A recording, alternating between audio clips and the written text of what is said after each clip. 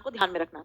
बेहतर उपयोग, ऐसा टाइम टेबल बनाना है कि स्कूल के अंदर जितने भी भौतिक संसाधन है, भौतिक संसाधन मटेरियलिस्टिक जितनी भी चीजें रिसोर्सेज हैं, जैसे लैब है, लाइब्रेरी है, ठीक है ना, प्लेग्राउंड है, और मानवीय संसाधन टीचर है, टीचर की संख्या, ठीक है, इन सब को ध्यान में रखते हुए आपको बेहतर इस्तेमाल करना है टाइम टेबल का। ऐसा ना हो कि टीचर के शुरू से लेकर फर्स्ट से लेकर, देखो टाइम टेबल तुमने टीचर का भी बनाते हो तो पता पड़ा फर्स्ट से लेकर 8th पीरियड तक उसका एक भी पीरियड फ्री नहीं था, कोई पीरियड फ्री नहीं था।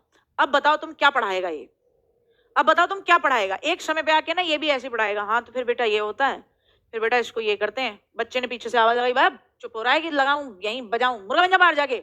क्यों? क्योंकि बेटा जाहिर सी बात है, और तुमने अपने प्रिय टीचर जो थे तुम्हारे दो, जो तुम्हारे लिए गाजर का हलवा बना के लेके आते थे, उन टीचर्स को तुमने क्या कर दिए, ये एक ही सब्जेक्ट के टीचर थे, एक को फर्स्ट से लेके 8th पीरियड तक फेंक दिया है कि तू पढ़ाता ही रहे, और एक टीचर है वो जो कि आलू के पराठे और गाजर का हलवा और लड्डू लेके आती थी आपके लिए, उनको आपने पूरे दिन भर में 4 पीरियड दिए। अब 4 पीरियड के बाद वो तितली बनी इधर उधर घूम रही हैं, या वो टिड्डा बने इधर उधर घूम रहे हैं, तो फिर वो दिक्कत है।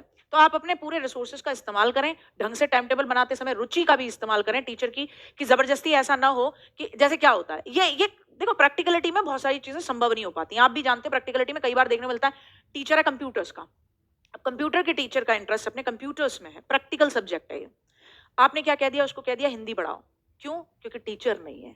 अब वो कितना जस्टिफाई कर पाएगा? आप उससे पूछ लो आपका सब्जेक्ट क्या था, आपका इंटरेस्ट क्या था, ग्रेजुएशन में क्या पढ़े हो सर, क्या पढ़ी है मैम आप पोस्ट ग्रेजुएशन में, क्या ये आप देख सकती हैं, ये पढ़ा सकती हैं? अगर टीचर की ही इतनी कवायद चल रही है तो रुचि के हिसाब से, और वर्कलोड भी ध्यान रखना। टाइम टेबल में लचीलापन होना चाहिए, मतलब फ्लेक्सिबिलिटी होनी चाहिए, ये नहीं है कि कतई लकीर के फकीर बन जाओ। बालक का ओवरऑल सर्वांगीण विकास हो, केवल पढ़ाई पढ़ाई नहीं हो और केवल खेल खेल भी ना हो, कि बालक एकदम सवेरे से लेकर शाम तक क्या चल रहा है, ओ पहला पीरियड फ्री, दूसरा पीरियड स्पोर्ट्स का, तीसरा पीरियड डांस का, चौथा पीरियड म्यूजिक का। अरे अब सवेरे से लेके तुम खेल ही रहे हो, कभी ग्राउंड में, कभी म्यूजिक रूम में, कभी डांस रूम में, तुम कर क्या रहे हो? और छठा पीरियड कहां चला गया? लाइब्रेरी। एक ही दिन में पूरी मौज। सोमवार का दिन बच्चों ने कह दिया क्या करेंगे मम्मी जाके, क्यों? मम्मी को बता रहे हैं कि पहले पीरियड में ये होता है, दूसरे में डांस, तीसरे में म्यूजिक। बच्चा फिर बहाने बनाता है, सो के उठने में उसको तो मौत आएगी आएगी, ठीक है। और एक दिन तो मौज ही मौज है, और बाकी मंगलवार से लेके उसकी बैंड बजी हुई है, एक मुंडी भी उठाने का मौका नहीं मिलता। पड़ोस की क्लास की उसकी फ्रेंड ऐसे बाय करके जाती है, बाय वो मैथ साइंस पढ़ रहे हैं, एसएसटी पढ़ रहे हैं, कहाँ जा रहे हैं? कि जा रहे हैं साहब वहां पे म्यूजिक रूम में। तो इस हिसाब से हो कि रोज एक एक दो दो पीरियड मिल जाए, ताकि वो